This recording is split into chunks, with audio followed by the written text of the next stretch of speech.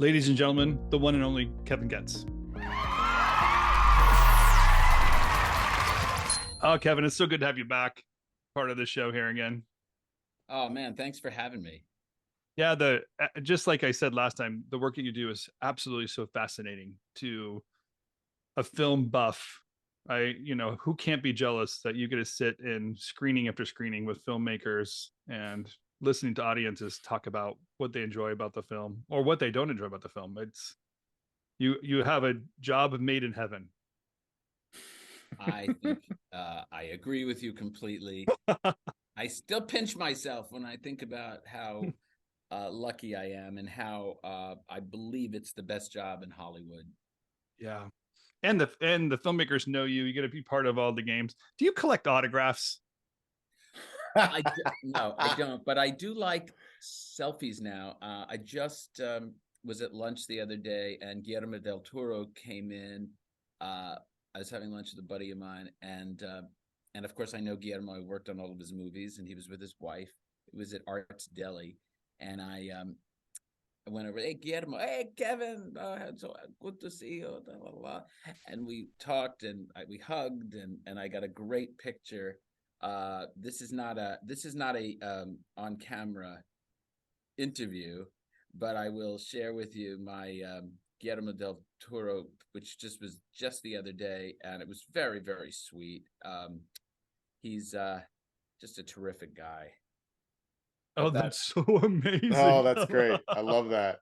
But that's the kind of thing, that's the kind of thing I do. Dude, you're recognized by the filmmakers. That is awesome.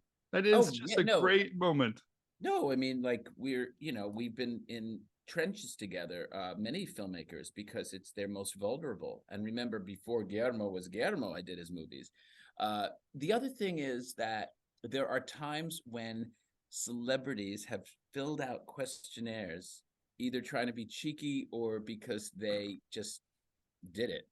And of course, our staff is trained to take those questionnaires, and we don't include them in the overall. So I've saved a few of those, and I won't tell you who, but I will tell you this: one was a Meryl Streep movie, and this with a comedian, and the comedian, one of our great comedians, and the comedian wrote, "I liked everything except that terrible Meryl Streep."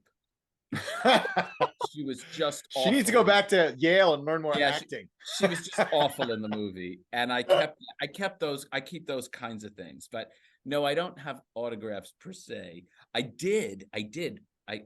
lying. I did just get Leslie Caron's autograph because my cousin in London, which is where Ms. Caron lives, and she's like 96 or 98 or something. He drives her. He has a company, a limo company. Oh, no way. And he picked her up and said, my cousin in Los Angeles loves you, thinks you're the most amazing. And she wrote two things, and she says Leslie Caron, and I was like, Oh, nice. Yeah, I love that. It's funny because see what that gets me on eBay. Yeah, good luck. Yeah, I would never part with that. It's funny because I never did autographs either. But now I almost can't remember all the stories and all the people and all the places. Like every once in a while, my kids will say something and I'll say like, oh yeah, I met Gorbachev. Or, oh, I worked with Kermit the Frog. And my kids are like, what? Dad, you worked with Kermit? You're like, what? Where did you come from? I'm like, well, no, I worked in live television. These people were there all the time. You have to tell them where to go and how to, give them the information. You're putting Gorbachev and Kermit in the same. No, I'm just saying, like, it's my kids are. Yeah, of course, it's that's pretty cool. These strange. My kids are like, it's an interesting weird conversation with your kids where Gorbachev and Kermit are in the same sentence. Well, I feel like they know that I worked with directors, so whenever I throw a director's name out there, it's.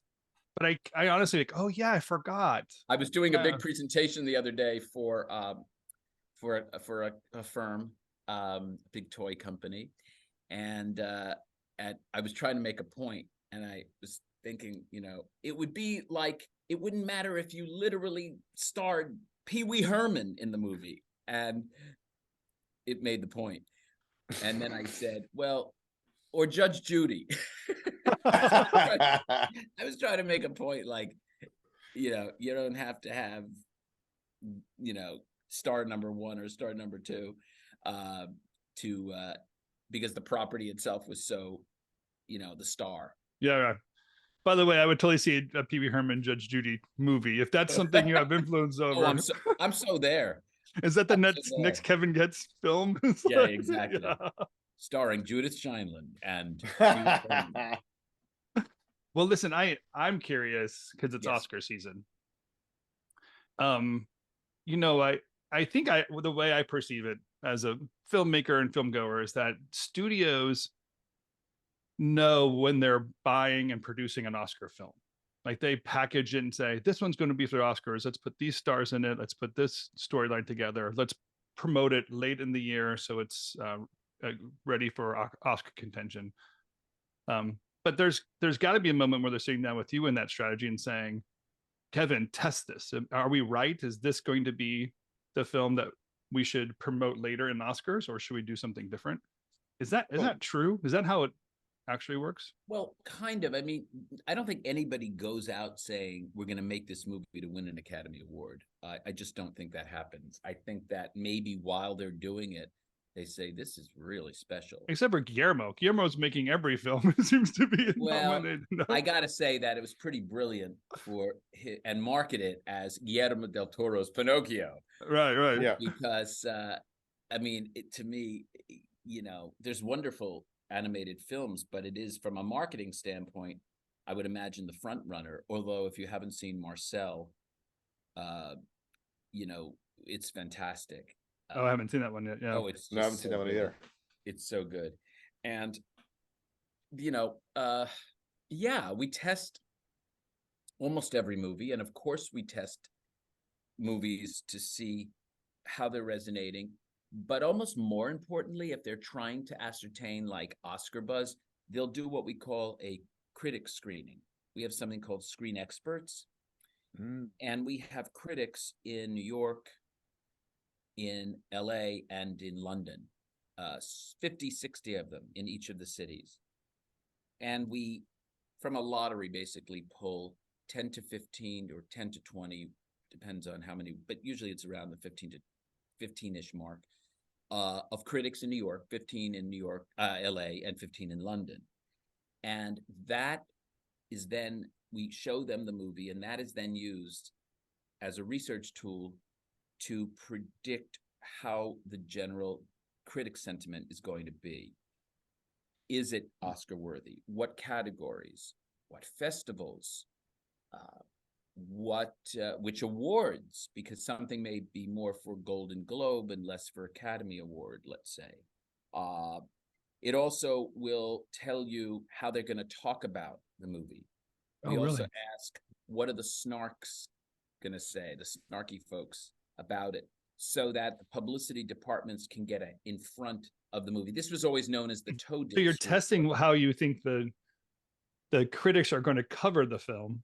Correct. So that you'll see if you'll get the right kind of buzz moving forward to see if it's correct. And if there's a problem, you want to get in front of that, right? Yeah. And that's another really good use of it. And then, of course, we project of what the aggregated scores might be. The Rotten Tomatoes, for example, you're going to have an 85% chance of getting a certified fresh, or a 90 plus on those, because it doesn't correlate apples to apples, because we're mostly doing only really good movies, or at least movies in contention. So the scores obviously are not going to be as all over the place. So you're not going to have really low scores ever, because people aren't going to spend the money on the product with not thinking they have a chance. And if they have a chance, they're probably going to be at least over a 50% on the aggregated scores. Does that make sense? Oh, totally. Does this possibly predict the nominations then? Like, can you see a correlation between the information you're giving? Well, hopefully you can. Otherwise, that's what you can pay for. Well, no, it doesn't predict that. But what it does tell you is that you have unanimous critical love. You have unanimous critical embracement, which then can mean that you are having different kind of confidence in the movie. If you're at the studio and saying, oh, I guess we could go the distance here. Or I hadn't realized just how this supporting actor's performance is resonating. So we really need to get behind this. Oh yeah. And then it helps build the case, if you will. But I don't believe that it so that's what it's influencing predicts the dollars spent behind it, right? You can there's a lot of political stuff that goes into in terms of how much money they're going to spend against an Oscar campaign, let's say, or I shouldn't even say Oscars, an awards campaign. Awards, yeah. It's a whole season. It's a whole. That's why this whole Andrea, how do you say her? Riseborough? Riseborough, I think Riseborough, yeah. Yeah. Why that was so shocking. I think it's the coolest thing ever. I think that it's a wonderful performance, and it's what it should be about, is that sometimes a great performance sneaks in there that we didn't know about. Yeah. That's really cool to me. But she's deserving of it. It's a wonderful performance. Absolutely. Yeah. To me, we were asking those questions last week of, is the system so rigged that they're offended that someone could sneak in? Like, how can this be? Only campaigns work this way. It's not so rigged. It's not about being rigged. It's about understanding how the system works. It's a weighted system, so that your number one choice has much more weight than your second choice, which has much more weight than your third choice. Third choice, so right. By the time you get down to a 9th or 10th film, that may not even be relevant, because once they fill in a particular minimum number of votes that's based on the whole membership of the organization, the 10,000 plus 11,000 whatever is people, that's why actors only vote for actors. That's why you only needed 200 and some odd votes to be in consideration, because there were only, I don't know, 12 or 1,500 people that voted. There's 5 slots, and you divide that by the number. Yeah, right. And then that's the number that you have to make minimally. So anybody could do that, I suppose. I think more of the question was about the actual quote unquote campaign. The lobbying of it. Yeah. Look, everyone talks about every movie. So I don't think that unless you're doing something truly, breaking the rules, it's really hard to say that anyone's done anything wrong when people talk about a movie and encourage people to vote for someone or consider voting for someone that maybe they haven't seen before. For example, my favorite movie of the year didn't even get nominated. Oh, which one's that? Which one's that? RRR. What was it? RRR. It's called. It's an Indian movie. It is. I know Jason Blum also, and I talked about it. It's his favorite movie of the year too. Wow, oh, that's great. Check that out.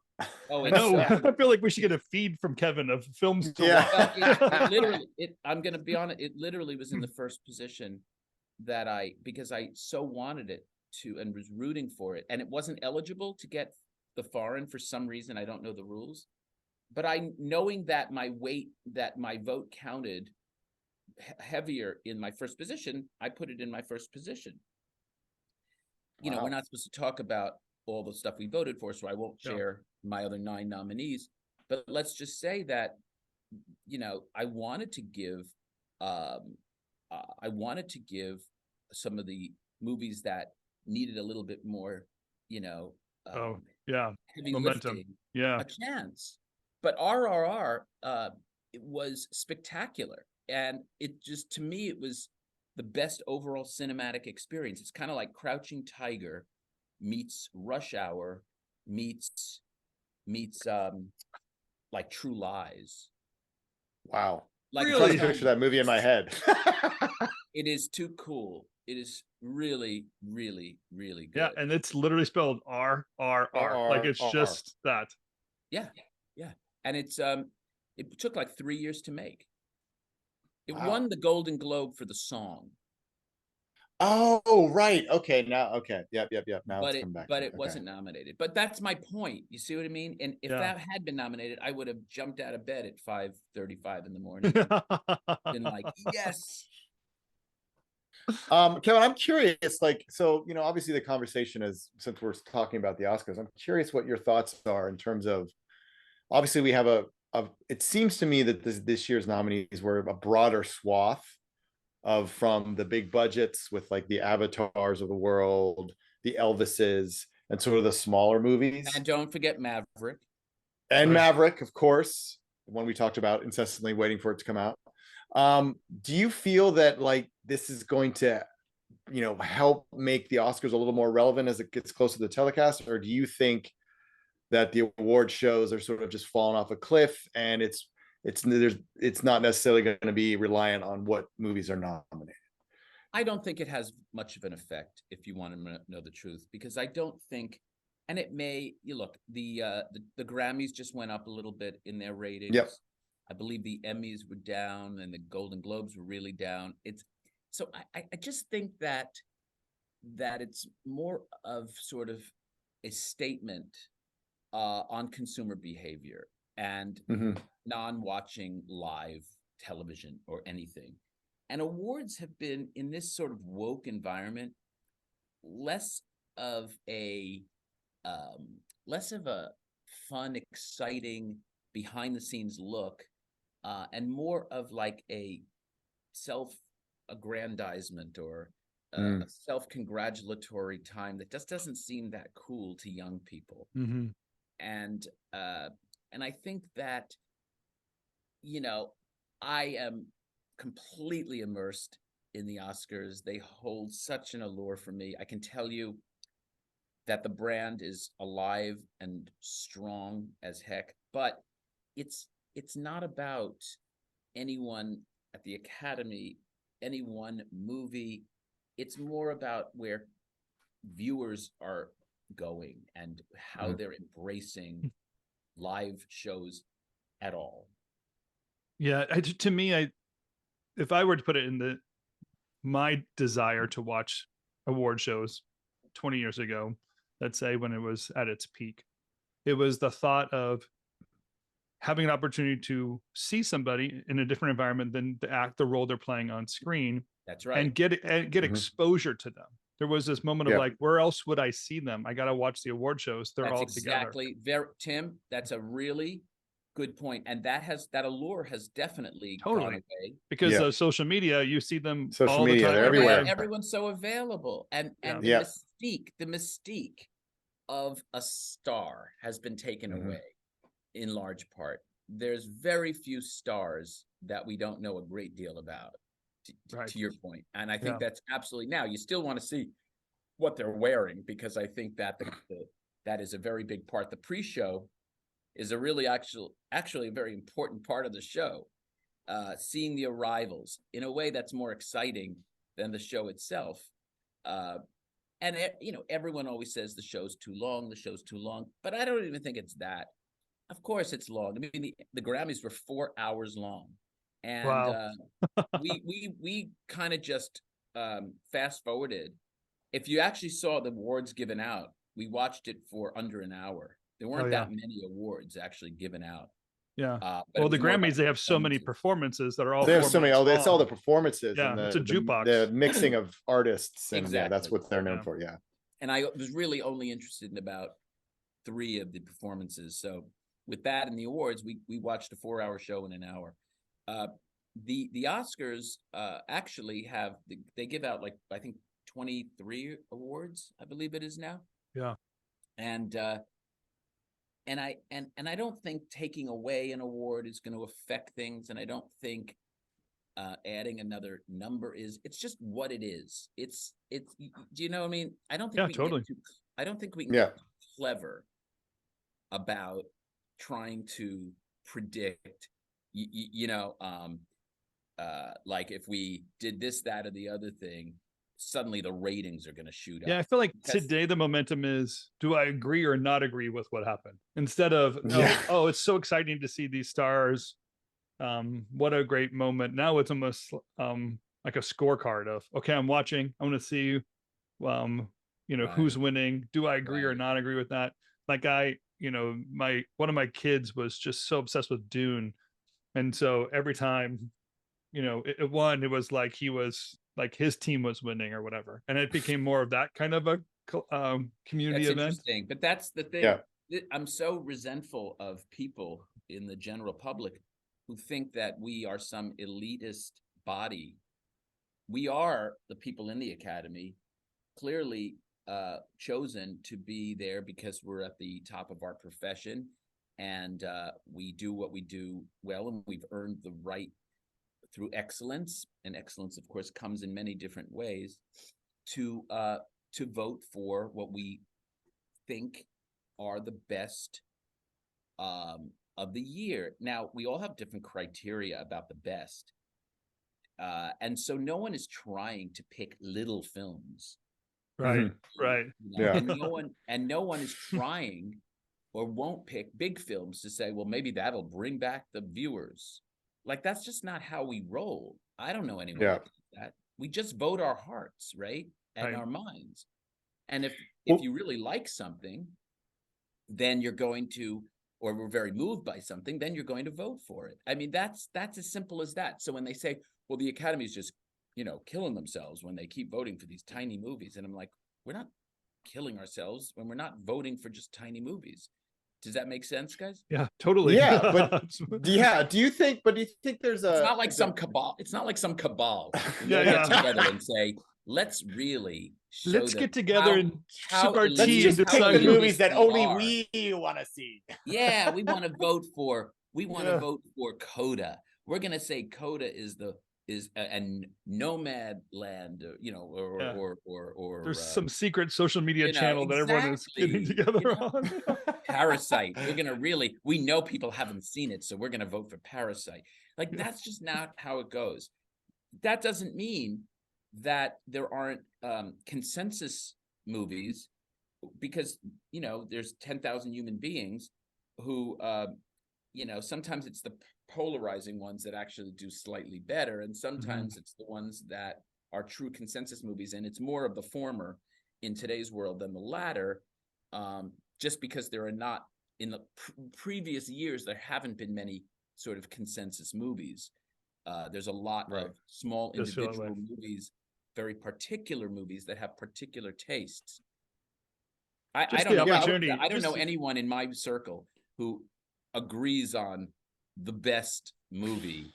I really don't. I could say that we all agree on 5 of the 10 or 7 of the 10, but no one has the order. And that's what makes it kind of fun. Just the range of release too. I mean, it's no longer limited to a few theaters or a few hundred theaters or a few thousand theaters even. Now it's, OTT platforms, the distribution of films, the depth that people watch it as fast as they can consume it. The technology has changed in the consumption that we can get our hands on more films to watch, and therefore it even spreads out the likelihood of one film being the ultimate winner. And Tim, look, you guys didn't even know about RRR. Okay, you didn't That's even true. know. You didn't even know it existed, and I'm telling you, it's my favorite movie of the year. Right. And so, like, am I trying to torture anyone by it's just that my job, when I was nominated and then elected into the Academy, I had an obligation to see every movie. That's just what I signed up for. And so you weren't even exposed to that movie. No. So I take the position, isn't it wonderful that we get to talk about this and you get to hear about other movies that you never would have been exposed to, rather than saying, oh yeah, everyone should just vote for, name it. Everyone watched Maverick, therefore that's the winner. Like, that doesn't make it the winner. Best film. That just means it's the most watched film or whatever. Maverick, though, happens to be, in my opinion, a perfect film. Well, that's what I was like, but not that Maverick shouldn't win. It is a great movie. It is a great It's just about a perfect film. I from an entertainment standpoint, from so many aspects, I'm just beyond a fan. So, Kevin, you had a great quote in your book, Audienceology, which I always sort of think back to whenever when we speak, and it was about how the theater is such a way for people to just come together, no matter what your political stripe, no matter where you're from. It's just it's the one cultural thing that kind of unites us. And then it's like with the Academy though, do you feel like there's a split between what the audience is seeing and liking versus what the Academy feels are good films? Well, Or do that's you what I mean. The Academy is not the Academy. The Academy are 10,000 or whatever it is individuals, right? and we all have different tastes and and films that we're rallying for. Yeah. But we tend to look at things. I think that's the reason that we were chosen to be in the Academy, with maybe an elevated view of what does make something special and interesting and different and entertaining. And yeah, there's going to be a lot of crossover with the general public, but still there's an eye on, for example, Avatar. You could say you liked it, you didn't like it. Avatar has changed the cinematic landscape. Okay, you could say whatever you want about it, but there's no arguing that. It elevated the craft of filmmaking. It just does. There's nothing like it. And so do you acknowledge that? I do. I think that it's a really important step forward in experiential filmmaking. And in a time when we want people to leave their homes to go see a movie in a theater, that is the epitome of creating an event. Look, I watched 3 movies in a theater this year. That's it. Paid for. Black Panther, Maverick, and Avatar. And we went to see Avatar in not only in a theater, but we saw it, of course, in IMAX and 3D. Yeah. And I wanted that experience. Yes. But I can't say that about so many movies. Like, I love the movie sort of Living, or Empire of Light. I loved a lot of these smaller movies, but you didn't need to see them on a big screen if you have already a big screen in your home. Right. Yeah, I think you're the conversation about Avatar is so great, because it is one of the reasons why we're in the industry we're in, is that we like the making of the film, and to be challenged and to challenge the technical side as well as the storytelling side and the character driven side is all part of the craft. And so for people to invest in that thought process, because I'd say even Pinocchio has an aspect of incredible technical ability and achievement in how they animated that feature. Question. You're absolutely right. Absolutely. It's hardcore filmmaking. Yes. And it really is about immersion, isn't it? It's like, how much can you be immersed or need to be immersed? A great filmmaker who's working today, very commercial filmmaker, said his favorite movie of all times is Jaws. And he said he never once saw it in a movie theater. Wow. Yeah. I don't think I've ever seen, you know what? I've never seen Jaws in a movie Keith, theater. It's one of my favorites. We weren't by the way, Keith, I finally did, because we were in Martha's Vineyard a few years ago. We rented a house in Martha's Vineyard, and my buddy, one of my best friends, Kevin Kilner, and I had it shown on July 4th it was art imitating life. You went in, we saw the movie. There were about 20 people in the theater with shirts that said Jaws or Steven or something like that. Yeah, right. Then we left, and there's a parade going on outside. It could have been a movie, and where we were walking right into it was crazy. But like, I have to tell you, I have never seen. I don't think I ever saw like The Maltese Falcon. I did see Casablanca. I did see Citizen Kane, but many great movies. Even The Godfather. I think I've seen only Godfather. I don't think I've seen The Godfather. I saw in the theater, but Godfather 2 I never did see in a theater. Yeah. But they're some of our favorite movies. But I did see Terminator 2 in the theaters. I saw that in the theater. But guys, that was great. Isn't it about immersion and what level of immersion you need? Yes, and great stories are going to translate probably on, dare I say it, an iPad, and they'll travel. Now, is it optimal to see it in a movie theater with the way in which it was shot? Sure. Yeah. Do you have to? That's the other sort of question that we're weighing now as consumers in the world.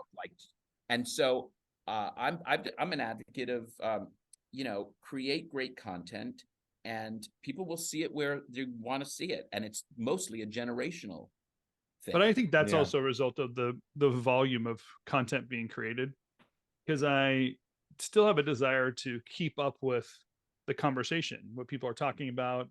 I want to participate in that conversation, and if the volume is this much, I can't I go agree, watch. Tim. I Yeah. agree. I don't think there's any question that if you release a movie theatrically, there's going to be more conversation because you're spending that much more money in a very short amount of time to create a campaign that makes people not only aware, but hopefully interested. Yep. And the other thing is create some kind of urgency to see it in the next 3 or 4 weeks. That's really how it's designed to be. And so that's going to get into the zeitgeist far greater than something that is just advertised on a service over and over, because you're dealing with a very particular population. And it doesn't portend to great social conversation, unless you've got so many people talking about it. We call that, in the media world, reach and frequency, Right. that you create, that you have to if you're going wide. And this is why, by the way, I'm a fan of your podcast, Don't Kill the Messenger. I think you dive into this conversation a lot with your guests, just the thought process of what the real intention is with the filmmakers, and then what it means to get people to watch the films. Exactly. The marketing side, Yeah. the conversation, Right. the exhibition side. And That's there's some exactly right. discernment in that process, isn't there? Yeah. Well, there's so many nuances. I mean, at the end of the day, we're doing this for one reason only. How many more folks can we get to advocate for your film, to be an evangelist for your movie, which is really translated in a score called the definite recommend score. Yeah. Like that definite recommend score is a number that correlates to how well you're going to do in the long run at the box office, the legs of your movie. So why would you not want that to be as absolutely high as you can, particularly if you're the financier or if you're the studio, because it just is a dollars and cents game. But if you are a filmmaker, why would you not want as many people to see your film as possible? Now, obviously, you don't want to ever do anything to cut into your integrity, creative integrity. But I'd argue that just because it's your creative integrity does not mean it's the right choice for the film. And that is where I have the most respect for directors who are willing and open to making changes, because Ron Howard has said it over and over, just because I think that I've communicated that may not be what is being communicated. Yeah. And so you got to listen. You got to put your two, as Judge Judy says, always comes back to Judge Judy, put your listening ears on. God gave you 2 ears for a reason and 1 mouth for a reason. Put on your listening ears and say, yeah, people are saying very clearly that this is not landing for me, or this is not satisfying enough for me. And as a result of that, they're punishing you with their score, which is going to, in the real world, translate to less excitement and less business. It's just kind of a fact. Around so I'm the an thing that advocate you're in for love that with, and too. bringing that audience voice into the room. Are you hiring men? Because I would love to be in the room with that conversation. I would just want to listen in to what that process is like, because it's every part of your brain has to be at work, of the analytical side, the creative side, the desires versus the knowledge, and the filmmaker has to be arguing inside themselves the entire time of like, Kevin, I know what you're talking about, but this is my film, and this whole love affair. Here's the thing. I have had many philosophical conversations with filmmakers. I typically don't like to do those conversations in the company of 15 people on a post-mortem call after a screening, let's say. I'd rather have a private conversation and say, essentially, look, I'm an artist. I'm coming from this with an artistry because that's my background. I'm not coming to you as a researcher, but I'm going to tell you some facts here, right, about this correlation and so forth. So consider, if you will, that you might want to look at your movie this way, whatever it is. And so when we go into that meeting, there's a much more of a willingness to listen, to be open, because nobody is trying, as I said earlier, to torture a filmmaker. It's not about that. It's a painful process often, because just like in life, when you dash expectations of anyone, you come in with a certain expectation. My movie is going to do this. This is the movie I made. This was on paper. This is what I shot. Big effing deal. It didn't come out that way. Or if it did come out that way, it's not what, even that's what you were hired to do, director. It didn't, it's now in the real world or in this environment, you gotta shift because sentiment has shifted. Movies that were made prior to Black Lives Matter movement, Me Too movement, and then were shown afterwards that had some kind of questionable material. Imagine not dealing with that. It would be tone deaf. And so you have to be receptive and willing to, that's a pretty extreme example, but you see what I'm trying to get at. Yeah, I'm convinced not only are you an amazing at what you do, you'd be an amazing life coach as well. I'm pretty sure now. I'm just signing up. I don't know what you're selling, but just that's what his job is, Tim. No, his main job is a life coach. Tim, essentially, I see myself in many ways as a consigliere, priest, rabbi, often, because there's no one that has the objectivity. I don't have a horse in the race. Do you follow? Like, I really don't. And that's what I tell the filmmaker privately, and sometimes not so privately.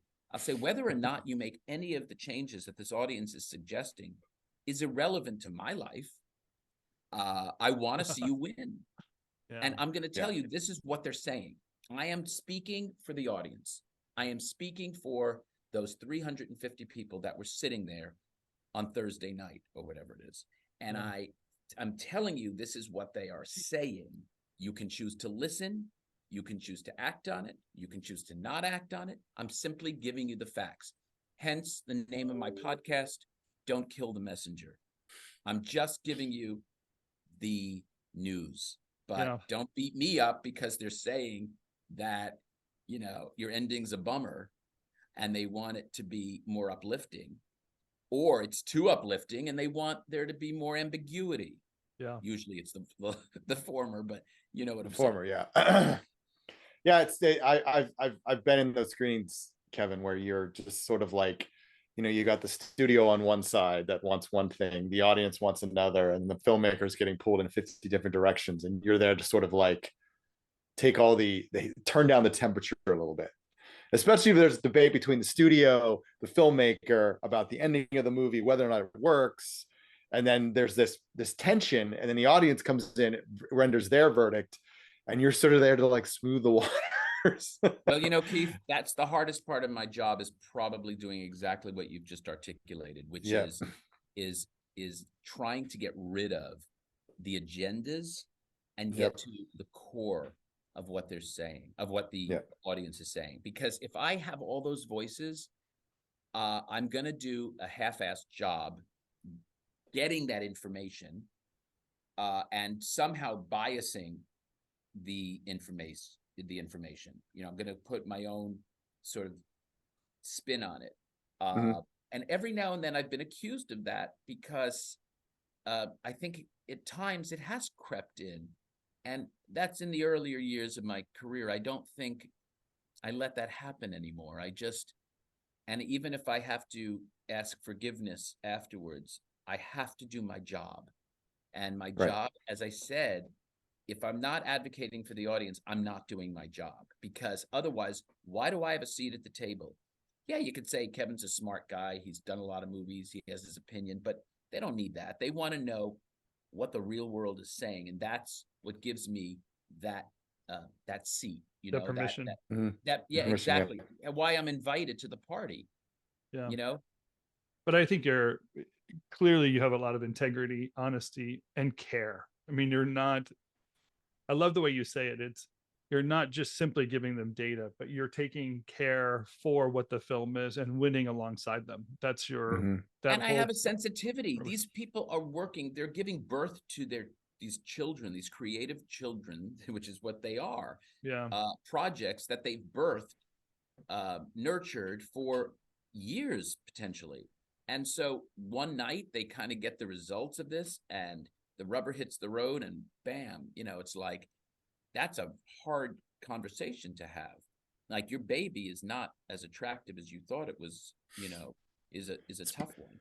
Especially when some of them have been with it for almost, like, sometimes even decades. Like, it's been Totally, just Keith. been Totally. working with it forever, trying to That's get it right. made. They get it made and they present it to the world, and all of a sudden it does not go the way they wanted it to. Yeah. And it's just handling that emotion and all those feelings all at once. It's definitely a delicate job for sure. And like any question. children, you want people to love your baby. So Yes. when you get honest feedback, it's very challenging. Yeah. And how to deal with that and understand that and improve it, because you kind of put all your heart into what's on the screen. So Well, to think you that go needs to back to change. Tim, to your parent teacher conferences and think about when you go in there. You mean the ones my parents had to go to? Yeah, I feel Yeah.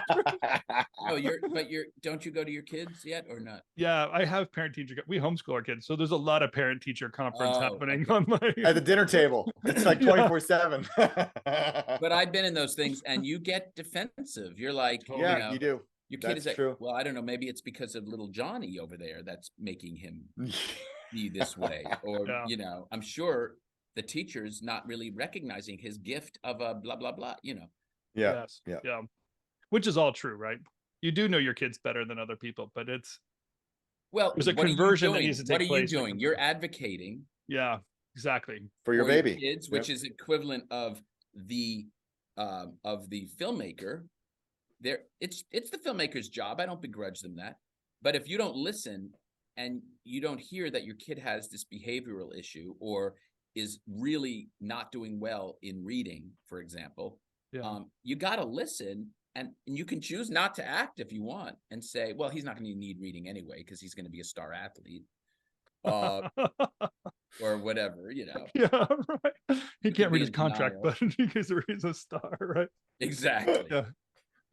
Well, my friend, I'm gonna tell people where to find you so that when my kids that are listening know where to find their next job, because you got to go to KevinGetz360.com to understand more of what Kevin is doing in the world. It is, I'm such a fan. I truly I'll be your intern at this point. Well, Tim and Keith, you guys are beyond terrific. And I'm thrilled to be a guest for a second time on your podcast. And I always wish you luck. And Thank you. Although you don't need too much of it because you got a really fun, repartee between you. We have a lot of fun.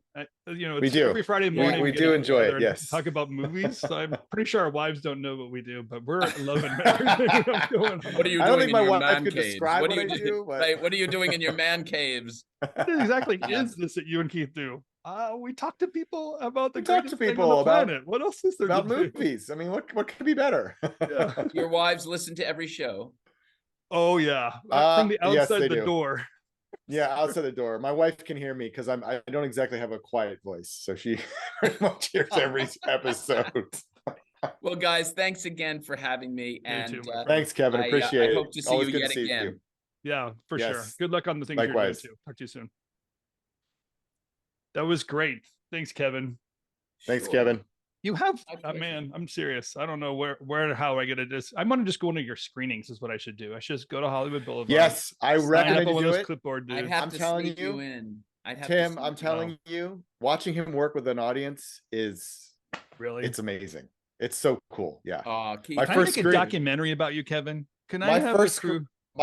my first screening with him, I was just like, okay, this guy knows what he's doing. do you remember what that movie was? Oh God, I can't remember. It might have been one of the It might have been one of the Kingsmen. I think it was I'm the first working with Kings. him. I'm doing his new movie now. Oh, you are? Yeah. Yeah. I think it might have been Kingsman, the first one. I think it might have been the Doing first. his new movie now. Yeah. Yeah. That I mean, was, it was just, that was crazy, wasn't it? oh God, yes. He's a And genius, even but with man, those, he can be a remember those bear. really rough special effects at the end with the things exploding. Oh yes, yes. And it was just I so know. brilliant. No, because people were really embracive. They were like, this is cool. I know. I think that was when we realized, like, well, this is something. I think that's right. Yeah, I think it's like this might be something This that might be something. this might be Exactly. something. Yeah. Boy, We were all a what- little like, I don't know. And then when we screened it, we're like, oh, okay. Exactly. This was a new franchise. Yeah. All right. Well, listen, guys, have a great rest of the day and a Thank you, you beautiful too. weekend. Likewise, And I you hope too. we get to see each other in person soon. Yeah, Yes. enjoy New York City. Maybe we fans of Enjoy the East Coast. Thanks, guys. all right, talk All to right, you take care, Kevin. We'll see you soon. Thank you.